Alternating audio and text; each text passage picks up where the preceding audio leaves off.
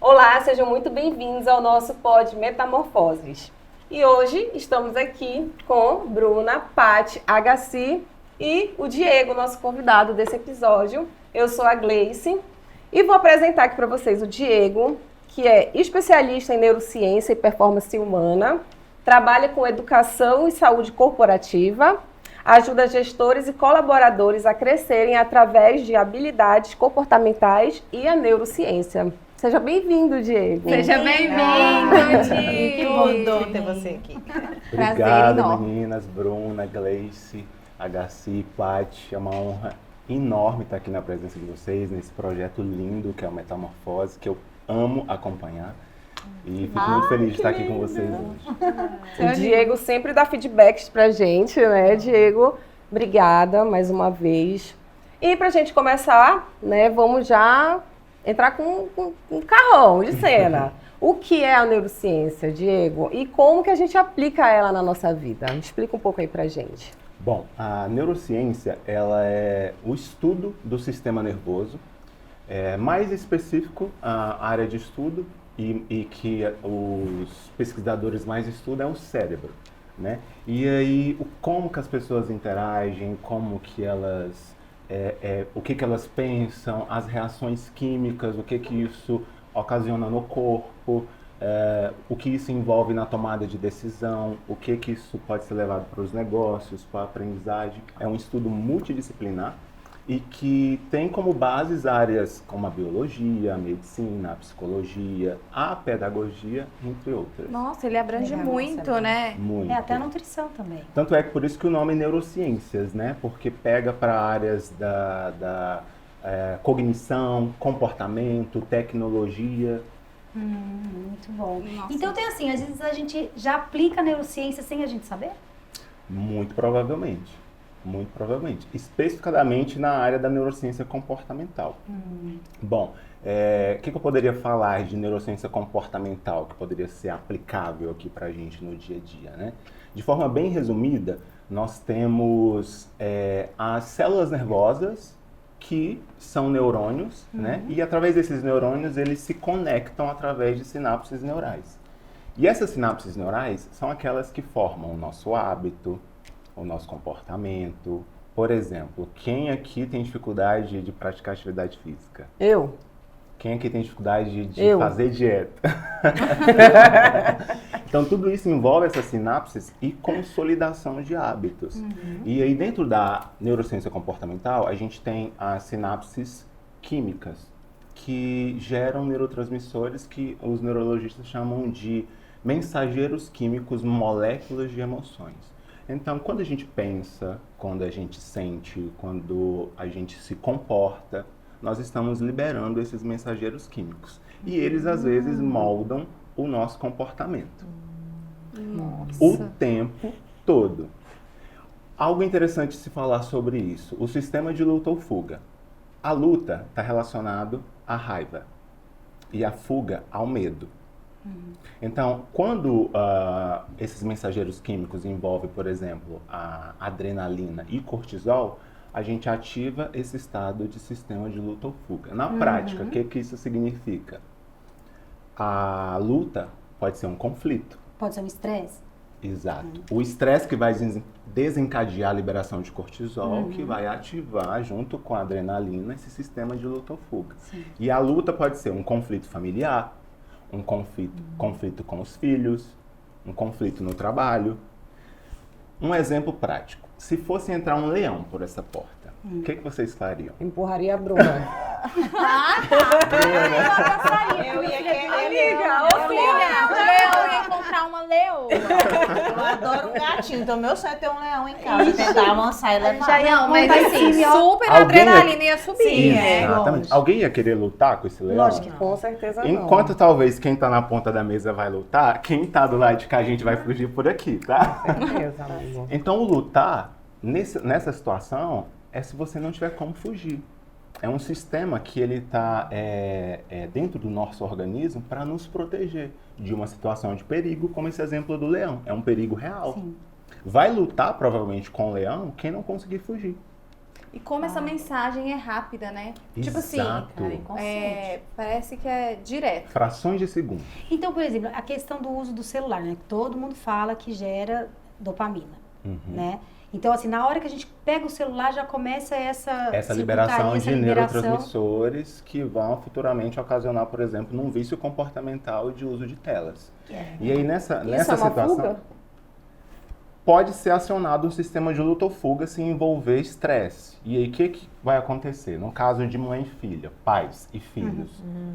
Já viram já passaram situação que o pai ou a mãe, você que está em casa também, vai tirar o celular do filho e ele fica com raiva, irritado? Sim. Ali você acionou o sistema de luta ou fuga dele. E aí, se o seu for acionado junto, vai ter um conflito. A gente até chama isso aí de corpo de dor, né? Que daí um aciona no outro. E aí tem o congelamento também, né? A luta ou fuga ou congelamento. O que seria o congelamento? Talvez você ficar numa situação sem reação. Sabe aquela situação que acontece que você no dia a dia... Paralisia. Exato, Paty. Você paralisa. Porque é o fóbico e o contrafóbico, né? Exato. Os dois estão com medo, mas um luta e Gente, o os outro... termos técnicos da Paty é muito chique, adoro. Não, fobia, né? O medo, né? Então tem um que ataca e o outro paralisa. Exato. E aí no dia a dia, isso pode ser uma situação de permissividade. Congelamento. Aquela situação que eu poderia dar os limites e eu não dou. Mas é possível treinar isso? Com certeza. E a neurociência aplicada, ela é exatamente para isso. Como que eu identifico que eu estou nesse sistema de luta ou fuga? Vou dar um exemplo prático que me aconteceu essa semana. Eu estava fazendo algumas pesquisas para o mestrado e eu tive que olhar algumas matérias e notícias bem desafiadoras, ruins, né, um tanto, e foi me gerando um sentimento de indignação, Ansiedade, de raiva, talvez. de ódio mesmo, e um sentimento de injustiça. Seguidamente, eu fui para um almoço em família. Nossa. E aí? E lá, o meu irmão teve um gatilho com algo que eu falei no almoço, e nós fomos para uma discussão, para um embate. Então, Você acha que teve super ele, influência? exato. E ele ativou o sistema de luta ou fuga e eu também. Então, naquele momento, o que eu pensei? Eu comecei a discutir com ele, falei, opa, eu estava vendo notícias ruins, isso me gerou mensageiros químicos tóxicos, sentimento de raiva, noradrenalina, adrenalina, cortisol, falei, meu sistema de luta ou fuga tá ativado. Nossa, e olha tanto Eu em casa, com preciso energia que reverbera. respirar. Exatamente. Caraca. Exatamente. E isso acontece o tempo todo. Então, se você está com o seu sistema... O bom é que você percebeu, né? Exato. E se eu não tivesse percebido, quais seriam as consequências dessa relação familiar? Não, E e o mais- expande o olhar de observação, né? E o mais Exato. interessante é que ele finalizou com uma palavra que eu acho que casa em todas as vertentes de autoconhecimento. Eu preciso respirar. Respirar. Exato. Que é a Nossa, respiração, autorregulação. É, Que você a observa, meditação, você gente, vê que você essa relação você fez rapidamente e daí você respirou e fez a sua autorregulação. Esse ponto E é daí bem... você parou de Parei. virar? E esse ponto que você trouxe é muito interessante, porque foi essa observação, e aí respondendo a pergunta da Gleice, que eu consegui praticar. Eu falei, eu preciso respirar para desativar de forma didática esse sistema de luta ou fuga, para que a gente possa depois restabelecer essa relação de uma forma pacífica, né? E aí acabou o almoço, ele foi pro trabalho, mas ainda tentou falar comigo pelo WhatsApp. Eu falei para ele, olha, vamos conversar depois? Para quê? Para que desse o tempo dele também de desativar relaxar, esse né? sistema de luta ou fuga. E aí, na prática, o que isso acontece? Eu já vi situações familiares, na época dos nossos tios, né, mães, avós, que eles deixam de se falar por conta de um conflito como esse, meses, anos, Pra sempre. e que Morre, reverbera por uma Não, vida toda. Famílias, primos, difícil. né, se distanciam. E eu posso falar porque eu vivi isso também. E olha que bacana. Hoje eu assisti um filme e era uma moça conversando com um neurocirurgião. E ela chega pra ele e fala assim, por que neurocirurgião?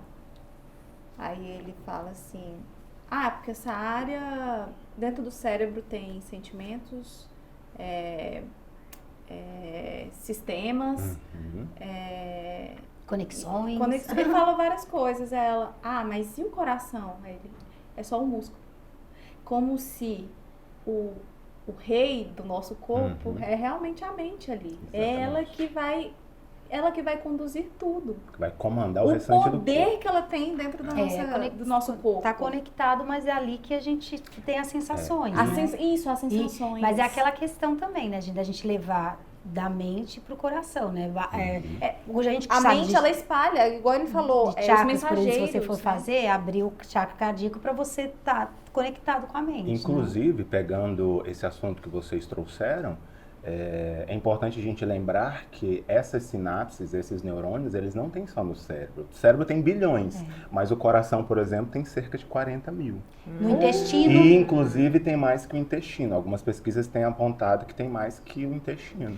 Falam assim, como eu sou da área de nutrição, eu puxo sardinha pro meu lado. Falam que o intestino é o nosso segundo cérebro, de tantos neurônios que tem lá ali. Então, a E cuidar da liberação flora... desses mensageiros, né? Exato. E, Diego, é verdade que o cérebro ele não consegue diferenciar o que é imaginário e o que é real? É verdade, isso é verdade. O que acontece? Quando nós pensamos, quando nós sentimos, a gente produz esses mensageiros químicos. E aí, se isso for produzido de forma recorrente, a gente vai adquirir um hábito.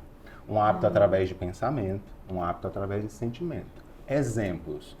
Um pensamento talvez incapacitante, ou o contrário disso, um pensamento de merecimento.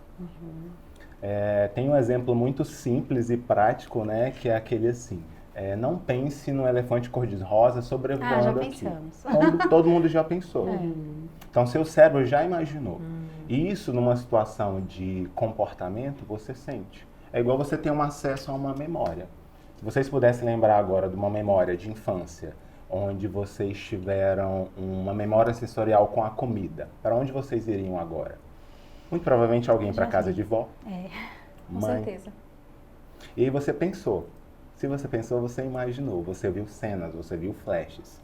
E nesse momento, o seu corpo produziu esses mensageiros químicos do mesmo dia que você comeu Que lindo. esse alimento. Nossa, mas é bom, né, gente? É Quando você interessante. puxa... E assim, as pessoas podem estar no mesmo ambiente que você e cada uma vai ter um teatro dentro da mente diferente. Então, acho que Mas isso todas então, viveram. casa muito para reprogramação, né, mental. É Sim. totalmente nisso, porque se eu fantasio coisas ruins, eu acesso. Exato. Então, é bem interessante. Por isso que a física quântica, acho que acaba aí. PNL, tem Tudo tudo está relacionado. interligado Tem tudo a ver com com a isso, neurociência com a neurociência também. também, né? Não são vertentes opostas, elas Exatamente. Porque é conversam. um estímulo, né? E é um estímulo que produz essas sinapses neurais e que, se produzido de uma forma repetida, vai consolidar e você vai adquirir aquele hábito e vai se tornando mais automático. É o exemplo da atividade física. Quem tem dificuldade, essas redes, elas estão sendo criadas. A partir do momento que consolidou esse hábito, vai se tornar mais automático. E quando a gente fala de hábito e comportamento, e cita a dieta e atividade física, a gente também está falando de comportamentos como a procrastinação, Sim. sentimentos, o hábito e o comportamento de recorrente sentir aquele sentimento, seja ele positivo ou negativo.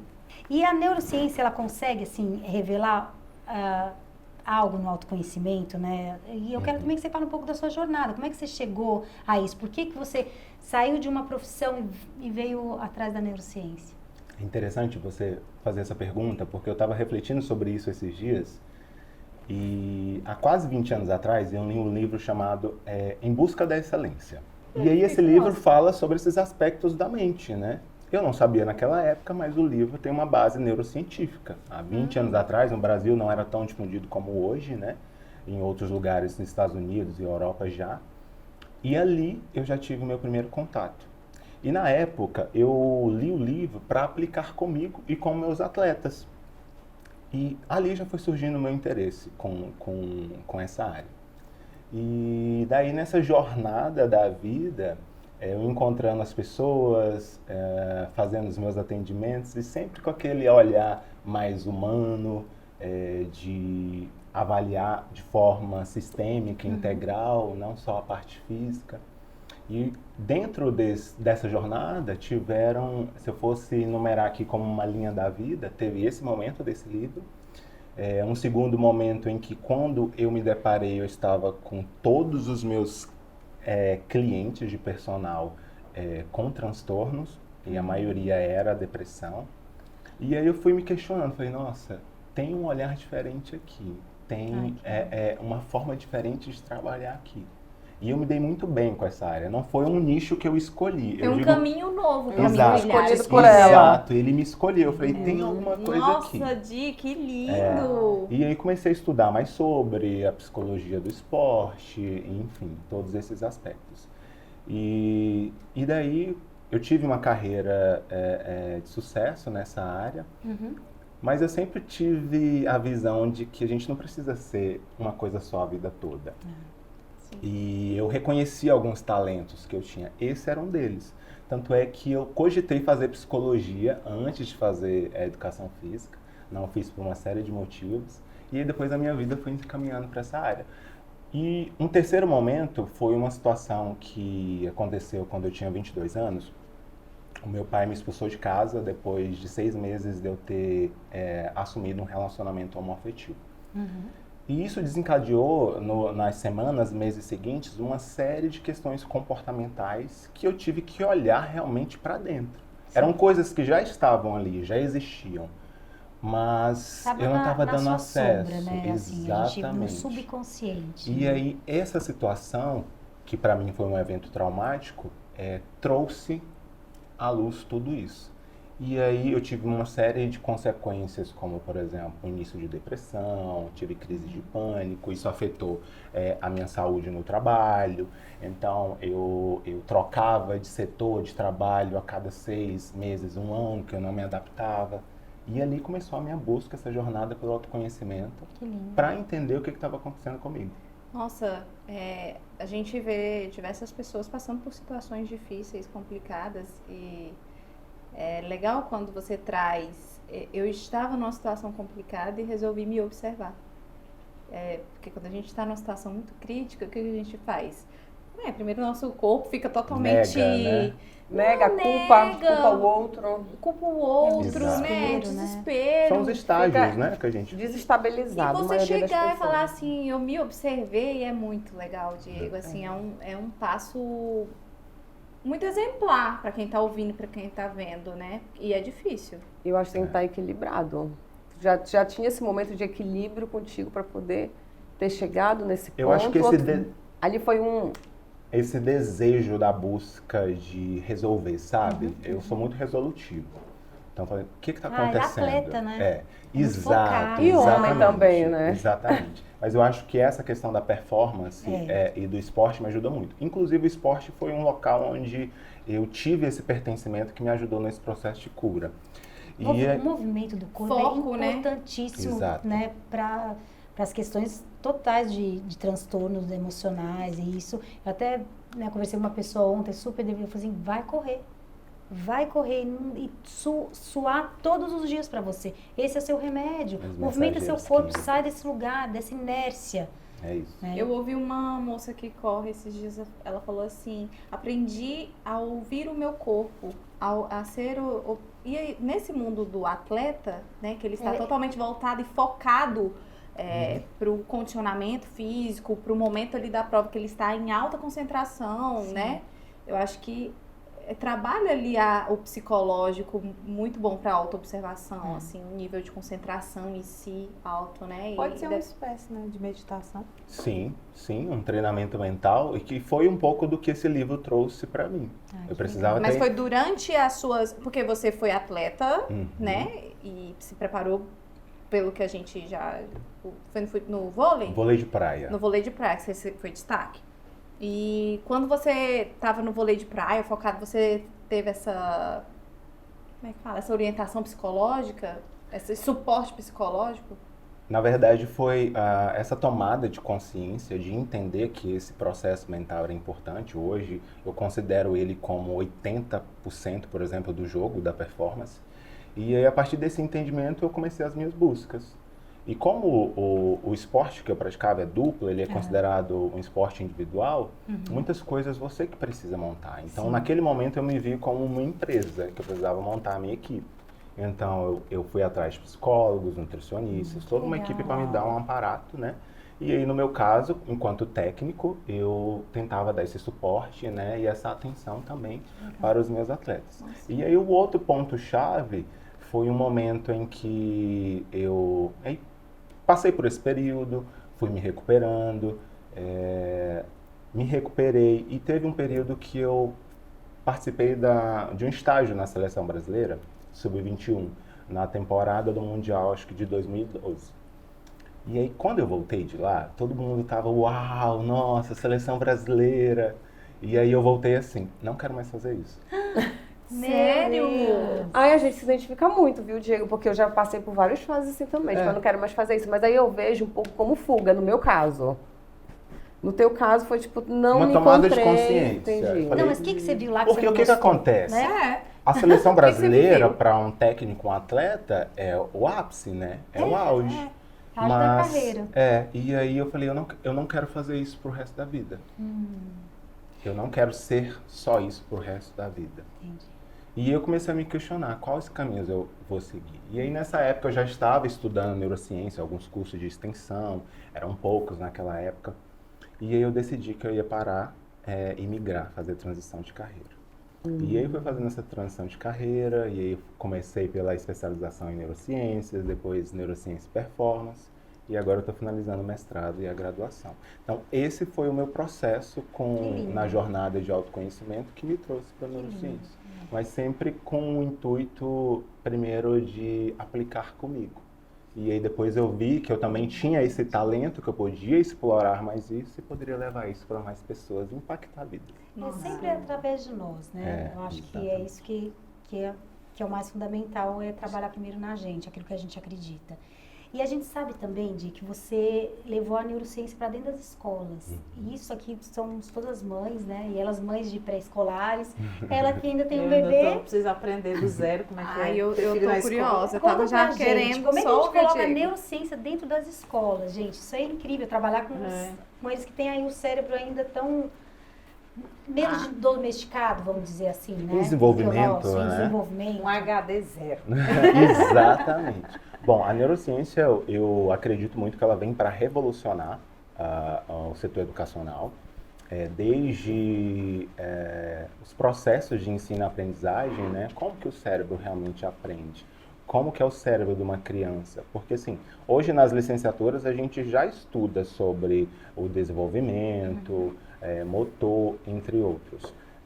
Mas a partir do momento que eu entendo como o cérebro de uma criança, ele age, interage, o que eu posso cobrar dessa criança, fica mais claro. Isso serve para educadores, isso serve para pais, cuidadores. E aí, através disso, elaborar estratégias mais eficazes de ensino e também de cuidado da saúde.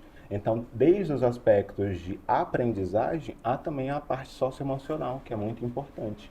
Então, hoje nós sabemos que a aprendizagem, ela pressupõe o afeto. Né? E estamos com indicadores altos. Inclusive, no último episódio, vocês comentaram sobre esses indicadores, né? Que as crianças e adolescentes, elas estão passando por um processo desafiador Não, e de adoecimento. Tá claro. Exato, tá muito e, assim, nítido. tá muito nítido, tá gritando. A sociedade, parece que as crianças estão assim, SOS. A qualquer momento. Eu lembro que eu cheguei a jogar num grupo da escola, falei assim, olha, gente, a minha filha faz acompanhamento, né, com psicóloga. E é legal. Dando uma dica para as mães. Uma dica. Não, mas não foi assim. Gente, é para esse suporte, essas ferramentas, né, que o Diego tá aí. A gente veio abordando esse tema do Diego nas escolas, que eu não sabia que as neurociências entravam assim.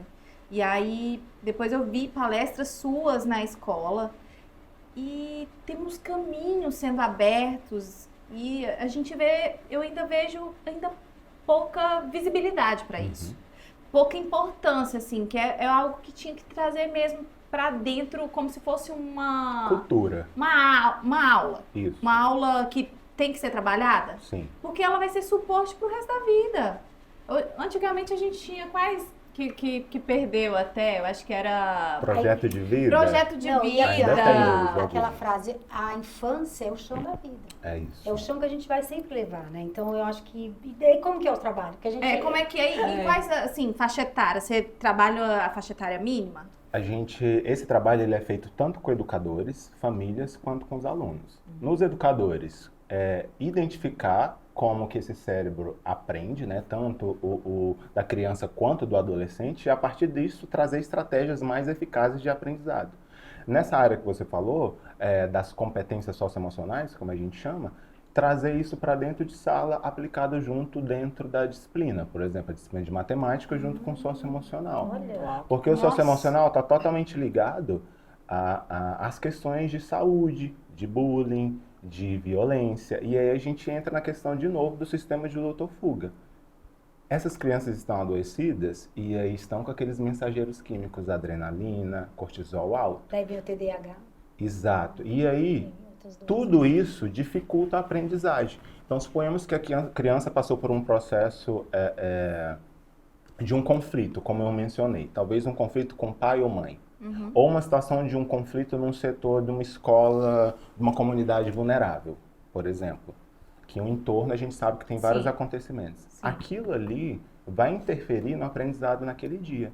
E aí, o que eu vou fazer nesse dia? Quais recursos que eu vou adotar? Quais estratégias? Então, tanto na neurociência cognitiva quanto na neurociência comportamental, ela vem trazer essas estratégias para que a gente possa aplicar isso e desenvolver, né, esse socioemocional nas crianças. De uma forma geral, as pesquisas têm demonstrado uma maior eficácia quando a gente trabalha educadores e famílias, porque o reflexo naturalmente já vem no aluno.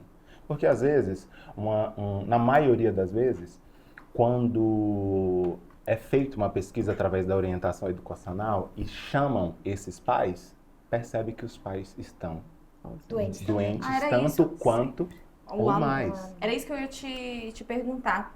Você adentra na escola, como é que alcançar esses pais, né? Qual que é o caminho para chegar até esses pais? Geralmente através... Reunião particular. Isso, geralmente Fazer eles serem ativos também, Sim. né? Porque chegar até chega, mas às vezes eles agirem dentro do lar, dentro da casa, com essas crianças. Eu costumo dizer que a gente só muda o que a gente toma consciência que não tá É um legal. trabalho de formiguinha. Então, é uma nova cultura, Bruna, é uma nova cultura, Gleice. Então, quando a gente fala de nova cultura, a gente volta lá pro papo das sinapses. É um novo hábito. E ele precisa ser consolidado para que ele seja realmente firmado, né? E aí hoje a gente já tem leis que, por exemplo, obrigam as instituições de ensino a trabalhar as questões socioemocionais de forma disciplinar dentro do currículo, mas na prática os educadores ainda têm dificuldade. E aí é esse trabalho que eu faço, de ajudá-los através de cursos, treinamentos, exatamente, capacitações, para que eles consigam levar isso no dia a dia. Nossa, primeiro para eles, para trabalhar em si, pra e vocês, depois... né? Dentro da escola. Eu falo porque, assim, a Alice tem a matéria Projeto de Vida. Tem outras matérias que eu perdi aqui, que eu estudava no colégio público até. Mas se foram, não tem mais. Mas eu vejo a dificuldade da professora. Eu sinto a dificuldade da professora na gestão da turma. Na ansiedade. Não é nem falta de preparo dela. É que tá vindo e a gente não tá conseguindo acompanhar. É novidade. Porque tá vindo e as novas precisa de sinapses. você para potencializar, para poder ali andar lado a lado com o que vem evoluindo, porque é assustador. Exatamente. E aí a gente se pergunta, essa professora ela foi preparada? Ela sabe lidar com as suas competências primeiro, para depois conseguir lidar com a dos alunos? Exemplo, a gente falou do sistema de luta ou fuga. Se essa professora chega numa turma de 40 crianças, ela ativa o sistema de luta ou fuga da turma toda. O que vai acontecer lá dentro? É uma bagunça generalizada. Exatamente. E eu lembrei de um outro exemplo aqui que aconteceu comigo, que eu acho interessante mencionar. Eu quase desisti da neurociência. Qual momento? Eu fiz a primeira especialização e com 6 meses eu tive um sentimento de incapacidade. E aí eu comecei a avaliar. Eu tranquei. Eu falei, será que isso é pra mim? E eu comecei a me questionar. E aí eu lembrei de uma memória. Na minha primeira graduação, quando eu fiz educação física, um professor me traumatizou na disciplina de anatomia.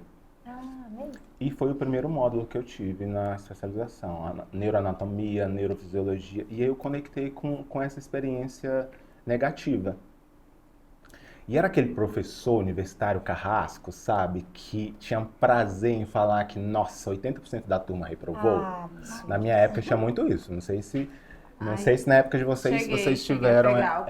Por isso na matemática. E aí, o que eu fiz, gente? Eu reprovei anatomia 3 vezes. Aí eu falei, cansei, vou empurrar para o último período. Aí, 4 anos e meio depois, tá eu no último período, com o mesmo professor, com a mesma disciplina, se eu reprovo, eu não formo. Então, aquilo, eu praticamente fiquei o semestre inteiro com o meu sistema de luta ou fuga ativado. Recebendo aqueles mensageiros químicos com estresse e tudo mais.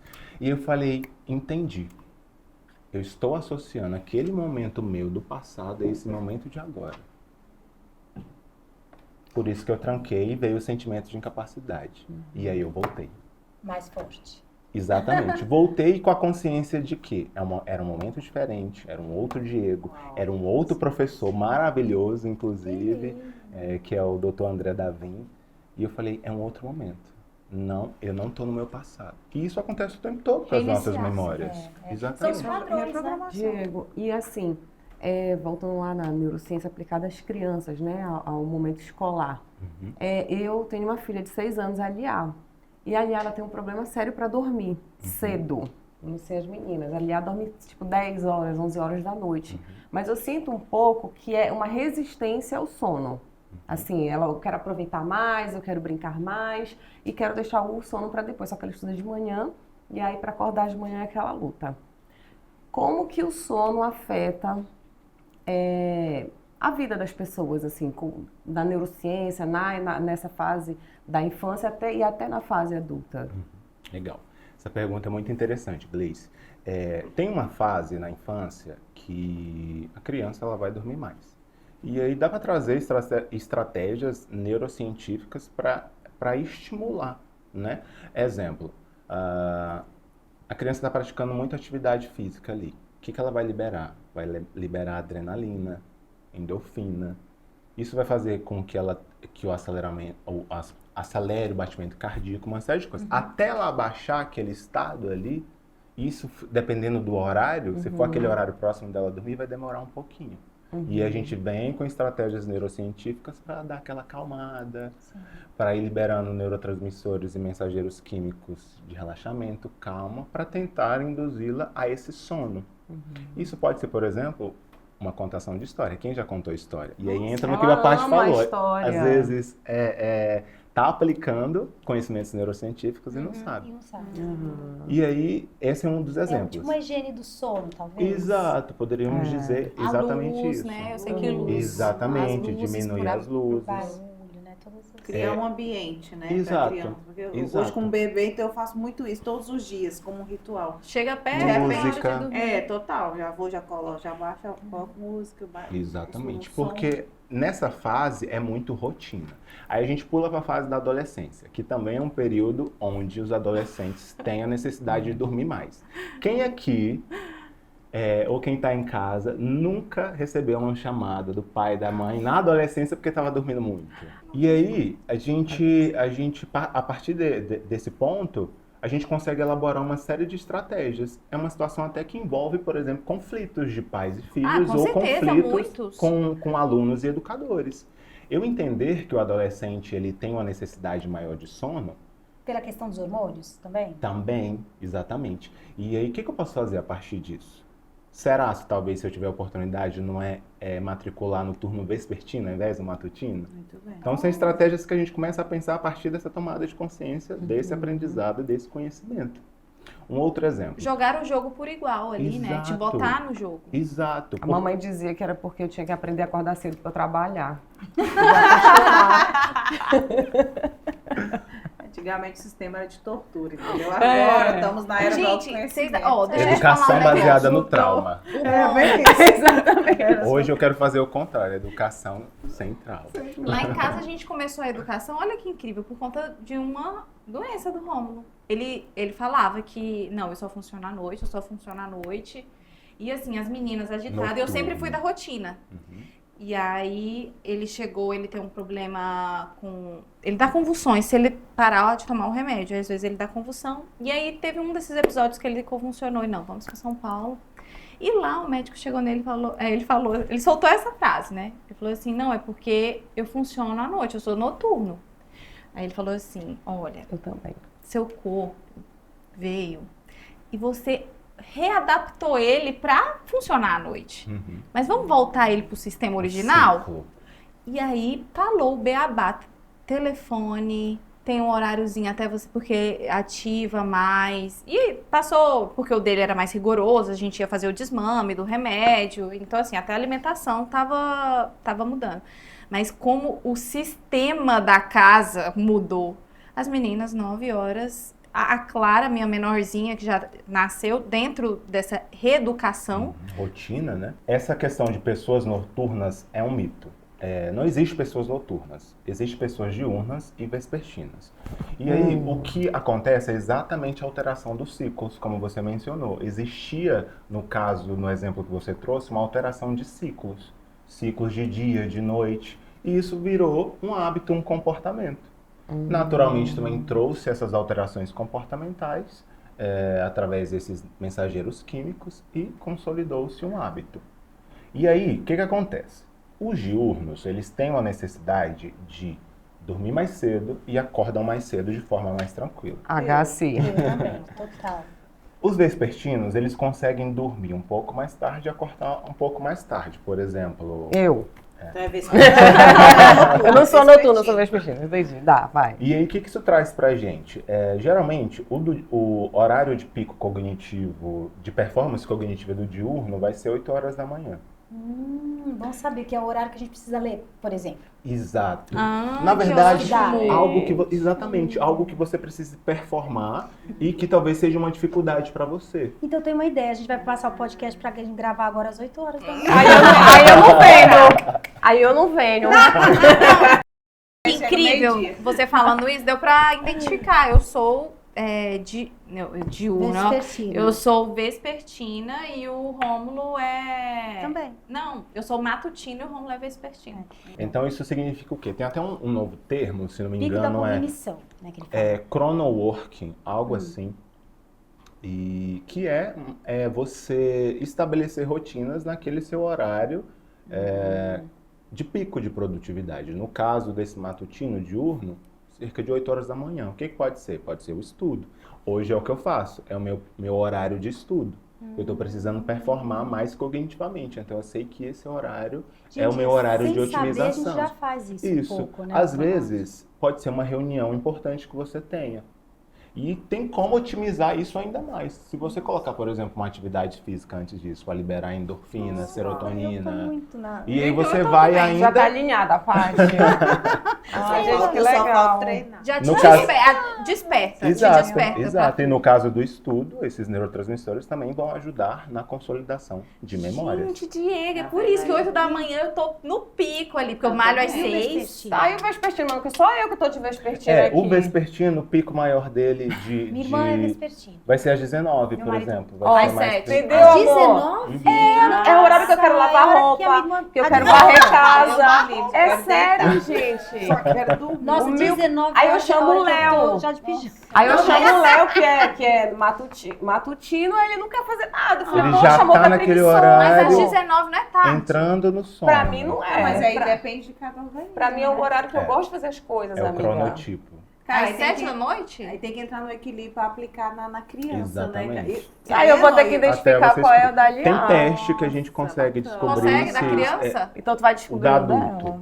Uma do criança eu adulto? tô em dúvida se existe, mas um adulto tem como a gente que ter. legal. testes, Eu já tem sei, como a Porque a gente criança fazer. é muito do Dúvida. meio, né? Ali, Exato. acaba que, como se diz, para criar uma criança precisa de uma aldeia, né? No fundo, a criança vem em pleno, é nós que tá estragando eles tudinho, gente. Então, vamos se estruturar aí O para... ponto-chave desse assunto é realmente essa questão, não existe noturnos, né? E aí o que existe é essa alteração desse ciclo de dia e noite.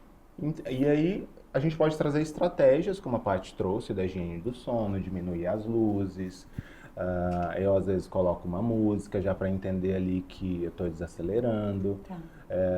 A Enfim, TV, até que horário? E um exatamente, horário, TV assim, fora do mais ou menos, para quarto. dormir, para geral? Você poderia sugerir, vamos Sim. colocar. O que as pesquisas falam é que o tempo ideal é de 7 a 9 horas, 8 horas. Não de sono, mas assim, que De horário sono. é melhor Pra ir, dormir, pra e ir. que horário acordar? Qual que seria? Nessa área nessa especificidade do diurno e do noturno, eu não sei dizer ao certo o horário. O mais Essas importante é horas de- esse tempo. Esse É tempo. mais importante esse tempo Porque de 8 horas assim, e que você não exceda, por exemplo, o contrário do seu cronotipo. Entendi. O excesso e a falta prejudica. Tá. Por exemplo, tem pesquisas que apontam que uma pessoa que passa 10 dias dormindo de cerca de 5 a 6 horas por dia tem as mesmas consequências de alguém que não dormiu uma noite inteira. Porque Ixi, um ano me fazendo ferrei, isso então. e agora... Perda de foco, Ah, perda entendi. de concentração E e todo aí, mundo falando que era perda de TDAH. performance. Exato. Inclusive, tem algumas pesquisas também que elas associam esses sintomas de TDAH, que na verdade é uma questão Evolução.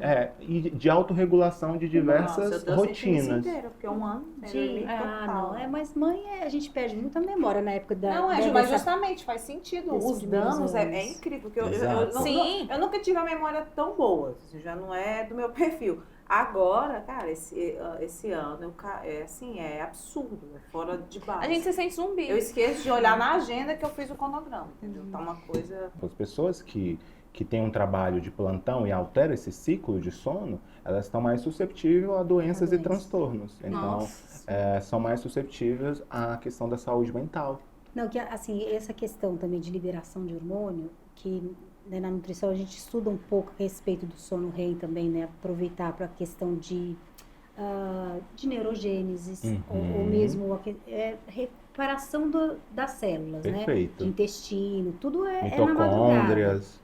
E daí passar, e a liberação de hormônios, você estar já na cama, dormindo há um tempo após a meia-noite, né? Isso, assim, que eu acho que tem sentido, né? Sim, porque é a tem. hora que a gente está naquele sono mais profundo mesmo. Se Sim. você for dormir entre 10, no máximo até 11 horas, né? Daí Sim. você passa a madrugada ali, as primeiras horas da madrugada, em sono profundo, né? Sim, e E complementando daí isso que tem você a restauração celular, do todo o corpo. complementando isso que você trouxe, Paty, a gente tem ali um horário de pico da liberação da melatonina também, né? Sim. E vai por volta de 11 à meia-noite. Então, se eu estou acordado ainda naquele horário que eu deveria estar tendo um pico de melatonina, e aí a melatonina vem da tirosina, que vai ajudar na serotonina, eu prejudico uma série de coisas no meu corpo. E aí, às vezes, eu acordo mal-humorado e não sei porquê.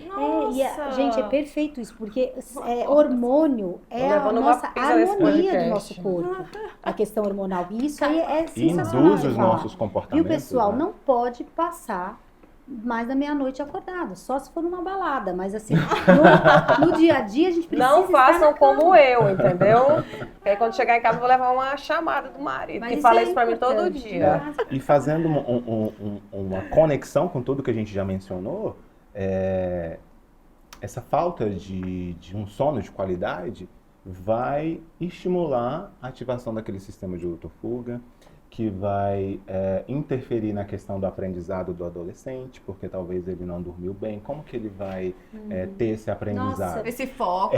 Então, às Nicolas, vezes... Thiago e Arthur, vocês estão escutando? São meus sobrinhos e meu filho que moram em São Paulo, num apartamento, só os três, então eu não sei que horas vocês dormem mais, não sei que horas, mas eles vão pra faculdade, não devem dormir pouco, olha o neurocientista E falando. falando em faculdade, tem um outro exemplo que a gente conecta com a neurociência cognitiva da parte da aprendizagem.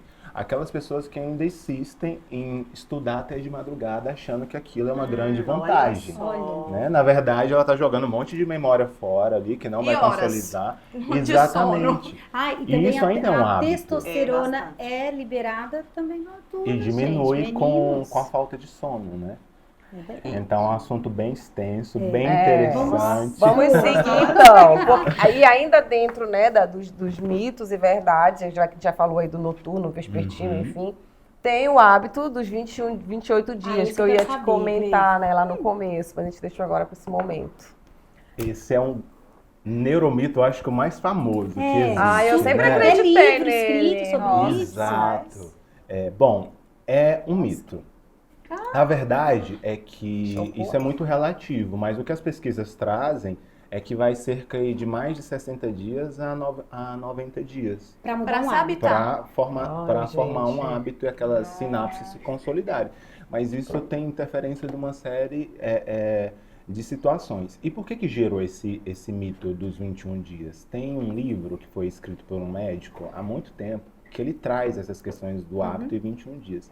Então foi um livro que ficou famoso mundialmente e depois as pesquisas neurocientíficas acabaram desmistificando isso. E um outro ponto que também acaba alimentando esse neuromito são as situações de performance, né? Às vezes atividade física, por exemplo, um ciclo de 21 dias. Vamos fazer um programa de 21 dias, é um programa de 7 Não, você vê dias, é um muito, programa de 30 parece que dias. explodiu, assim, 21. E isso também tem um certo sentido se for feito de uma maneira neurologicamente correta. Como assim? Se eu vou demorar cerca aí de 90 dias para consolidar um hábito, para algumas pessoas, uma média, né? Para algumas pessoas, isso pode ser muito desafiador e desestimulante, frustrante. Falei, poxa, 90 3 dias. meses, cara. E aí o que a gente faz? Neurologicamente a gente quebra esses 90 dias em ciclos menores. Mas tendo essa consciência que... Tem que voltar de novo. Exato. Vou dar um exemplo. É uma estratégia para burlar o cérebro. Exato, porque o seu cérebro ele quer economizar energia. E O meu quer sempre. os nossos cérebros sempre querem economizar energia. E um exemplo prático. Eu já fiz... tem mais de 4 anos que eu não sei o que é comprar açúcar para casa. Eita, eu também sou Quanto dessas. tempo? Mais de 4 anos. Não sei o que é comprar açúcar. E como que eu comecei para chegar nesse momento? Eu comecei com um dia sem açúcar. Depois eu fui para 3 dias. Daqui a pouco eu consegui fazer uma semana. Depois eu fui para 15. Depois eu fui para 30. Depois eu fui para 90. E como é que eu Daqui ia a tomar pouco- meu Se açaí? autodesafiando, assim, Exato. um dia. Quebrando Não, esses gente, não dá. ciclos É viver o dia, em pequenos né? ciclos. Porque às vezes se eu colocasse direto 30 dias... Já desisti. É muito. E aí o que acontece? Às vezes tem pessoas que são mais executoras, né? Se movem por desafio e elas podem até fazer. Mas às vezes ela não adquiriu o hábito. Se ela não adquiriu o hábito, muito provavelmente aquele vício, aquele Rebote. comportamento ele vai voltar. Né? Então Interessante. essas estratégias são comum utilizadas, por exemplo, nos negócios, através das metas, submetas, metas smarts.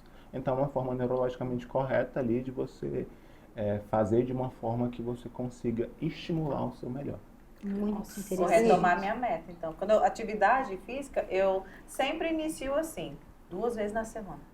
3 e a semana toda. Eu Perfeito. não começo, porque eu já entendi que Eu se também, eu começar amiga. uma academia para malhar a semana toda, eu não vou. Eu também. Então isso. eu preciso, de jeito, 2 vezes, pronto, um mês. O E segundo começar os mês, exercícios devagarzinho. Ficou ali. desafiador, mas está possível, você aumenta um dia. Isso. E eu falava muito sobre isso também, inclusive estou incentivando a minha mãe a praticar atividade física.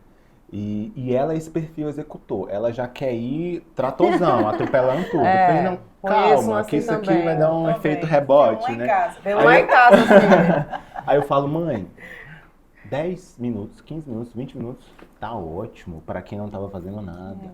E aí se vai machucar, facilitando, aí vai ficando menos desafiador, ela vai querendo mais. Agora ela tá cerca de quase 2 meses indo de segunda a O sexta. importante, voltando ali na questão da educação escolar, é a prática de atividade física na infância.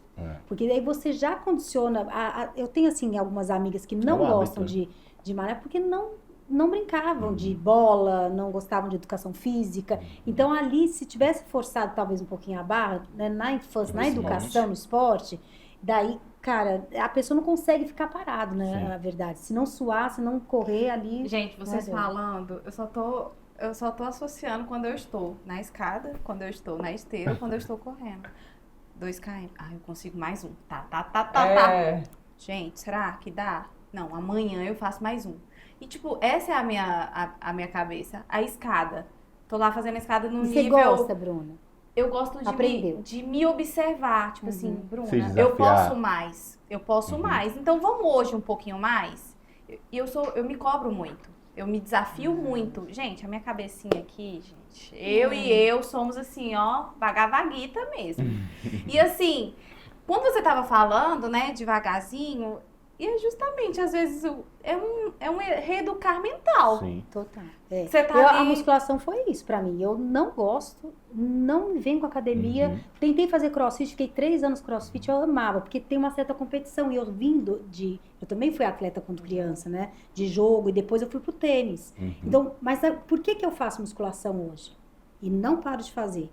Pela questão que eu quero jogar tênis. E se eu não fizer a musculação, eu me contundo e daí eu paro de jogar. Então, assim, o meu estímulo é esse. Então, não tem negociação. Eu vou, obrigada, e agora já incorporo o hábito. Já incorporou. É uma coisa que não é prazerosa pra mim, mas eu vou. E aquele tempo ali acabou. Daí tem o prazer que é o tênis. Ela pegou a recompensa. E o tênis isso. o tênis, como você falou no vôlei, o tênis é muito mental. Não, e né? olha que legal, você sai da que eu zona de gosto, conforto. né? Aí você É, caminha é. para uma zona que não é o seu conforto, mas você sabe que tem que estar ali, você sabe que tem que trabalhar, você sabe que tem que expandir a borda. Não, gente, a gente é adulto. É Adulto não faz muito o que legal. gosta, faz o que deve fazer, Não, o que mas deve assim, ser feito. E Né? aí Esse- tem estratégias neurocientíficas para isso. Mas para trabalhar, para expandir a borda, porque você vai chegar de novo na borda, você vai ter que trabalhar de novo a sua mente para expandir mais um pouco. Sim, e entender que esse desconforto ele é natural e que você pode trazer estratégias para vencê-lo. Então, quando a Bruna traz esse exemplo e ela fala do desafio, ali tem uma expectativa e um prazer por ter atingido. E aí envolve mais uma vez os mensageiros químicos, né? A dopamina. Hoje tem pesquisas que falam que a expectativa libera mais dopamina do que quando você realmente atinge aquele resultado. Sério? Então você está criando uma expectativa com o seu rendimento. No caso da Paty, ela traz a motivação. As pesquisas neurocientíficas também já identificaram que a motivação ela é necessária. E aí você utilizou a sua performance esportiva para se motivar para uma atividade desafiadora. Vou dar um outro exemplo em relação a isso. Eu tenho muita dificuldade de fazer cardio. Também. Ir para escada, bike, esteira. Mas na natureza, me anima. Então, por muitas vezes que eu precisei fazer cardio, caminhada, até para auxiliar nas palestras, ficar 8 horas do tempo em pé, caminhando para lá e para cá, performance.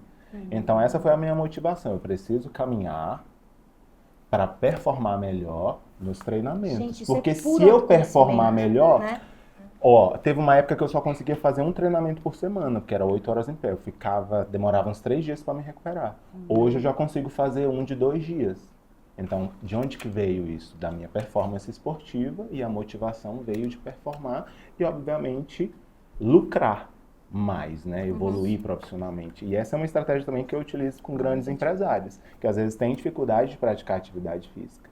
Eu já chego logo falando, olha, isso está interferiendo nos seus lucros. Todo Não vai ganhar dinheiro, todo não. mundo tem uma motivação muito bonita aqui, gente. Do empresário é o quê? Lucro. Eu já meu é fiz tentar com ficar... aula de Eu falei- yoga Mas é também. seu trabalho, amiga. Não, mas pra ficar gostosa mesmo. Não, é que Pronto, é a sua motivação. Perfeito. É uma motivação. É uma Não, gente, motivação. então vamos aproveitar falar sobre negócios agora. Porque o nosso tempo já está...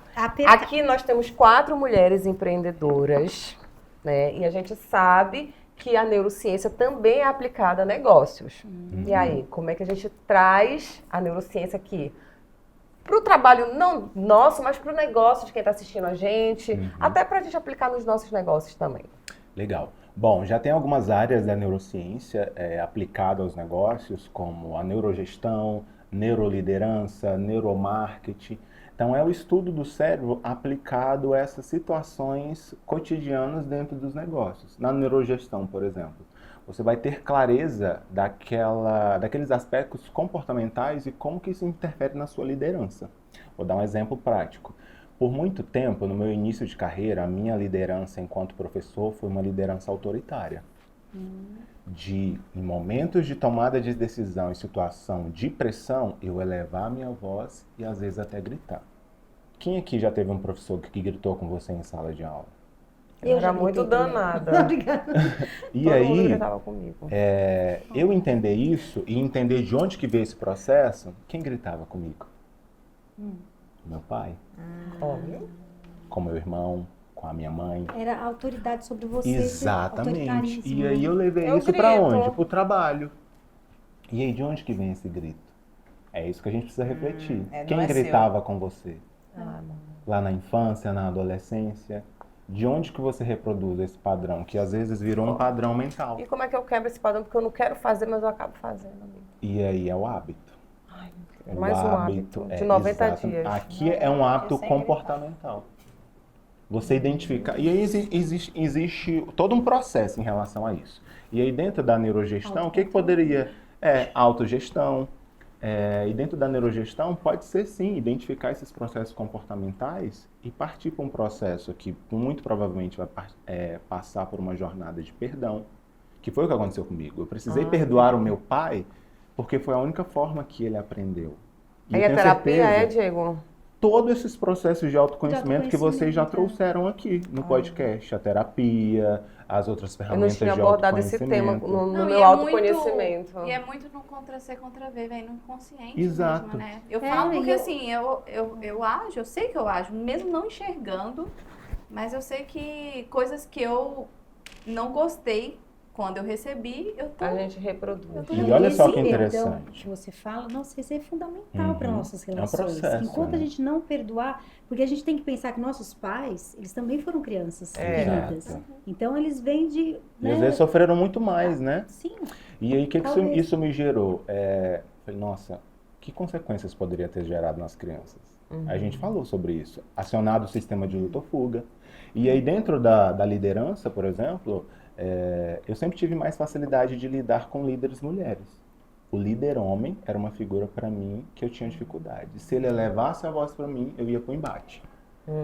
Então, esses processos neurológicos, eles vão te ajudar dentro dessa neurogestão, na gestão de pessoas, nesses hábitos e comportamentos. Um outro exemplo que eu posso trazer. Aquela situação que você, enquanto chefe, chama um colaborador para dar um feedback. Nossa. Se você já foi esse colaborador e você não tinha um hábito de receber feedback, muito provavelmente seu coração já foi assim, ó. Meu Deus, o que eu fiz de errado? O que aconteceu? Você chamando a atenção. E aí, já acionou o sistema de luta ou fuga. E se você for receber um feedback negativo, o que pode acontecer? Você ir para o embate. sim.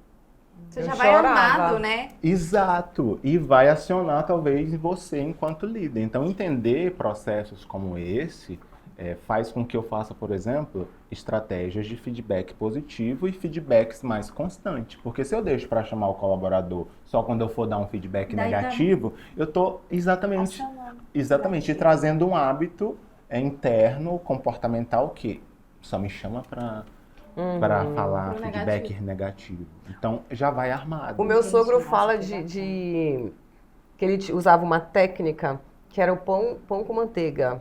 Que ele, né, chegava com elogio, que ele foi gestor, né, a vida inteira. Passava ali, passava a manteiga com a chamada e depois fechava com outro elogio. Entendeu? Eles usavam. Essa é uma estratégia também neurocientífica, porque a partir do momento que ele elogiou, validou, se pode ele falar. chegou com esse sistema de luta ou fuga ativado, a pessoa relaxou. E aí preparou ela para receber o feedback negativo e encerrou com Com outro elogio elogio. novamente. Olha, Gente, eu vou pegar essa. Dá para pra fazer mim. com filhos e com marido, tá? Filhos, funcionárias. Com certeza. E, Di, Eu por gosto exemplo, dessa eu sou caçula de 5 irmãos e eu sou filha temporona. E eu não vi, meus pais eram praticamente assim, muito relaxados comigo, né? Então, quando eu vim para a vida adulta, eu gostava de uma certa disciplina. Tanto é que, por exemplo, eu fiquei muito apaixonada pela família do João, que é uma família que todo mundo joga tênis, que a minha sogra era super disciplinadora. E como eu criei meus filhos, tem muito mais a ver com minha sogra criou meus cunhados e meu marido, do que como minha mãe me criou, né? E eu lembro de início de carreira, assim, trabalhando no Emílio Ribas como nutricionista, quando me chamavam para me dar bronca, eu achava bom, porque me trazia para uma disciplina, coisa que às vezes eu não tive na minha casa e eu me encantava por isso. Daí que interessante, né? Porque eu não tinha esse sistema de luta ou fuga, ao contrário, eu gostava Você recebia numa boa, né? Recebia numa boa. Mas são perfis de personalidades, né? Que dá pra gente trazer, por exemplo, quando você fala do Enneagrama, quando fala das personalidades e os perfis comportamentais dentro da astrologia e tudo mais. Então, entender esses comportamentos vai fazer o quê? Poxa, para a Gleice, eu preciso dar o feedback dessa forma. Para a Paty é de outra Nossa, forma. você vê. E aí eu começo a tratar o outro Tem da uma forma visão como... geral, assim. Essa é uma coisa interessante se falar, porque foi uma lição que me trouxe, um grande aprendizado. Que não é tratar o outro como você gostaria de ser tratado. É tratar ele como ele gostaria de ser tratado. exatamente. Através das percepções dele. Por exemplo, um colaborador, talvez, ele vai ficar chateado se eu chamar a atenção dele em meio a outros colaboradores. E já outro, talvez, não vai estar nem aí. Então, entender isso faz com que eu tenha uma gestão melhor dentro dos negócios, e aí tem outras estratégias como Nossa, essa. e um ato de Nossa, compaixão, de exato. olhar para o próximo, você olha, você vê harmonia, né? Exato. É uma ferramenta, a neurociência é uma ferramenta de autoconhecimento. e de- Diego, quero que você fale para nós, né? Como integrar neurociência e espiritualidade? HC, esse é um assunto muito interessante, tanto por isso que em todas as minhas especializações nós tínhamos essa disciplina, neurociência e espiritualidade, e o que as pesquisas elas mostraram é que nós temos áreas específicas no nosso cérebro quando nós desenvolvemos, que são ativadas quando nós desenvolvemos a nossa espiritualidade. E aí tem uma pesquisa que pegou uma amostra de freiras enquanto elas estavam orando. Mapeou através de ressonância, viu as áreas que estavam sendo ativadas no cérebro e a relação com o bem-estar, né, que trouxe para elas. E aí, numa outra amostra, pegaram monges e fizeram esse mapeamento, essa ressonância, enquanto eles meditavam. E aí fizeram uma comparação e perceberam que eram as mesmas áreas que estavam sendo ativadas. E trazendo consequências e resultados positivos, né, para a saúde, bem-estar, entre outras questões. E, inclusive, também tem uma pesquisa já, se não me engano, através de um conselho de medicina, que já estão para implantar a neurociência e a espiritualidade na área da medicina. Olha que avanço. E o estado meditativo, assim como às vezes acontece também num estado de oração, você tem ativamento ali de áreas do cérebro que provocam esses mensageiros químicos e, naturalmente, também vão trazer o conforto, o bem-estar através da consolidação dessas sinapses neurais. Então, tudo isso é muito interessante. Eu gosto muito de citar um filme, A Cabana, quem já assistiu? Ai, nossa, ele Eu li o livro é... também. E aí é interessante porque no filme, talvez para alguns foi um sonho, mas o livro, né, Paty, é muito claro que ele teve uma experiência espiritual. Sim. Numa situação de quase morte, que a gente chama de EQM, experiência de quase morte. E para quem estava assistindo o filme, parece que foram dias, semanas aquela vivência dele. Mas lá no hospital foram horas. O que aconteceu ali no cérebro dele? E ele veio, depois dessa experiência, com novos hábitos e comportamentos, onde ele se aproximou mais dos filhos, se perdoou, né, o assassino da sua filha. Então, o que mudou? Ali houve uma aceleração dessa neuroplasticidade, de forma intensa, porque a experiência que ele teve, espiritual, e aí a gente lembra de quê? Do cérebro não distingue real do imaginário. naquela experiência, enquanto ele estava tendo novas trilhas neurais, novas sinapses sendo consolidadas, novas memórias, e que ocasionou a mudança mais rápida. Um catalisador. Exatamente. Que barato, gente, muito bom. E você falando desse exemplo das freiras e dos monges, né? São duas vertentes diferentes. E olha o caminho da unidade aparecendo aí. Ai, lindo, isso é verdade, essa observação. Olha o caminho da unidade, olha a Verdade. experiência do Como estudo que isso estavam iguais. reflete no corpo. Quem vai contra isso da união, né? Desse uno, dessa interação? E quando bem vocês legais. falam de unidade, e essa pesquisa, essa amostra da meditação, ela me trouxe uma lembrança. O quanto o meu contato com a espiritualidade e as minhas experiências espirituais, elas se moldaram e aumentaram quando eu aprendi a meditar.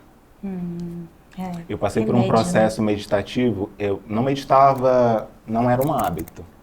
E aí, quando se tornou um hábito, eu tive todo um processo de cura, como por exemplo, enxaqueca, não tive mais. E a meditação foi uma das coisas que me ajudou muito, porque estava relacionado a questões emocionais, né? E de lá para cá, após a meditação se tornar um hábito, as experiências espirituais melhoraram também. Que massa. Esse entendimento, essa clareza, né? Esse estado de consciência, né? Então, Diego, aproveitando então que você tá, né, que a gente está aqui falando sobre autoconhecimento, sobre olhar para si, a gente quer fazer aquela perguntinha do final que a gente sempre fecha o podcast, que é: em que momento da metamorfose o Diego se encontra? Olha, Gleice, eu sinto, de toda essa jornada que eu trouxe para vocês hoje aqui, desses meus momentos da linha da vida, eu sinto que tudo que aconteceu foi para eu estar aqui hoje, no lugar que eu estou, fazendo o que eu estou, com a missão e propósito que eu tenho. Então, eu me sinto pronto para voar.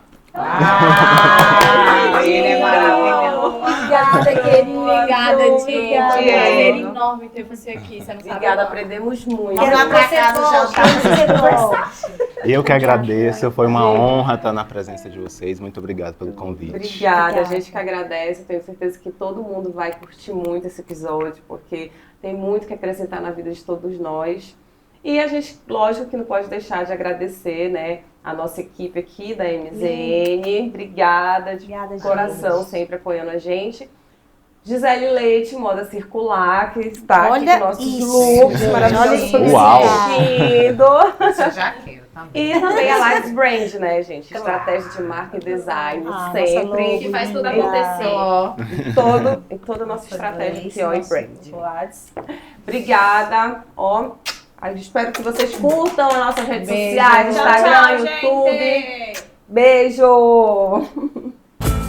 No meio da floresta, junto com meus irmãos, vou falar com o coração, isso é minha tradição.